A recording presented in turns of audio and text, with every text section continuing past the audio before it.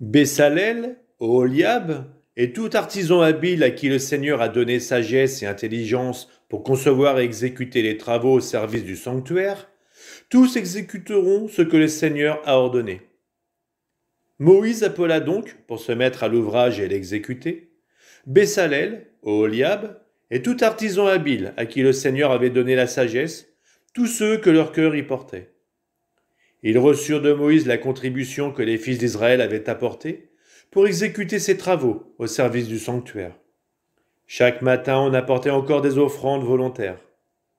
Alors tous les artisans occupés aux divers travaux du sanctuaire quittèrent chacun l'ouvrage qu'ils étaient en train de faire et vinrent dire à Moïse : « Le peuple apporte plus qu'il n'en faut pour le travail que le Seigneur a ordonné d'exécuter. » Moïse donna donc cet ordre : que l'on fit passer dans le camp que personne, ni homme ni femme, n'apporte plus rien en contribution pour le sanctuaire. Le peuple cessa d'apporter quoi que ce soit. Il y avait suffisamment de matériaux pour faire tout le travail. Il y en avait même en surplus. Les ouvriers artisans, habiles, construisirent la demeure. Ils firent 10 tentures de lin retors, pourpre violette, pourpre rouge et cramoisi éclatant, et on y broda des kéroubim. C'est une œuvre d'artiste. Chaque tenture mesurait 28 coudées de long et 4 de large. Toutes les tentures avaient les mêmes dimensions. On assembla 5 tentures l'une à l'autre et les 5 autres également. On fit des lacets de pourpre violette au bord de la première tenture, à l'extrémité de l'assemblage, et on fit de même au bord de la dernière tenture du deuxième assemblage. On mit 50 lacets à la première tenture et 50 lacets à l'extrémité de la tenture du deuxième assemblage, les lacets s'attachant l'un à l'autre. On fit 50 agrafes en or, on assembla les tentures l'une à l'autre par les agrafes. Ainsi la demeure fut d'un seul tenant. Ensuite, pour former une tente au-dessus de la demeure, on fit 11 tentures en poil de chèvre. Chaque tenture mesurait 30 coudées de long et 4 de large. Les 11 tentures avaient les mêmes dimensions. On assembla 5 tentures à part, puis 6 tentures à part.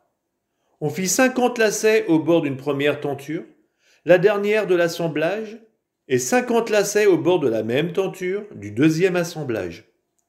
On fit 50 agrafes de bronze pour assembler la tente d'un seul tenant. Et on fit pour la tente une couverture en peau de bélier teinte en rouge, et une autre en cuir fin mise par-dessus. On fit pour la demeure des cadres en bois d'acacia dressés debout. Chaque cadre mesurait 10 coudées de long et 1 coudée et demie de large.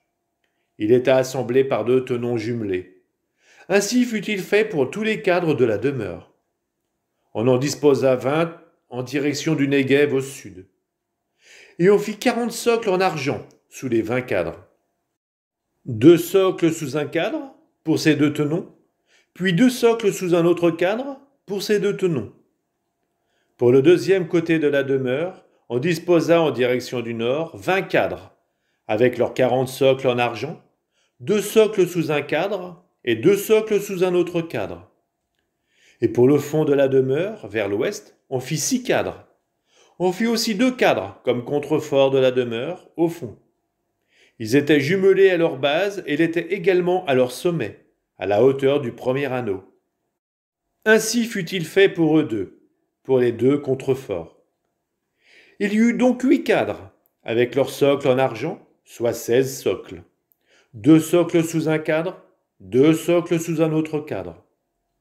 On fit les traverses en bois d'acacia, 5 pour les cadres du premier côté de la demeure, 5 pour les cadres du deuxième côté de la demeure, 5 pour les cadres qui forment le fond de la demeure vers l'ouest. On fit aussi la traverse médiane, à mi-hauteur des cadres, traversant la demeure d'un bout à l'autre. Les cadres, on les plaqua d'or. On fit en or leurs anneaux pour loger les traverses, et les traverses, on les plaqua d'or. On fit un rideau de pourpre violette, pourpre rouge, cramoisi éclatant et lin retors.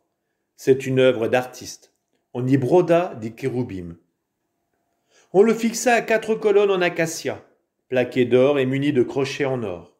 On coula pour elles 4 socles en argent. Pour l'entrée de la tente, On fit un voile en pourpre violette, pourpre rouge, cramoisi éclatant et lin retors. C'est une œuvre d'artisan brocheur. On fit pour le voile 5 colonnes avec leurs crochets. Leurs chapiteaux et leurs tringles furent plaqués d'or.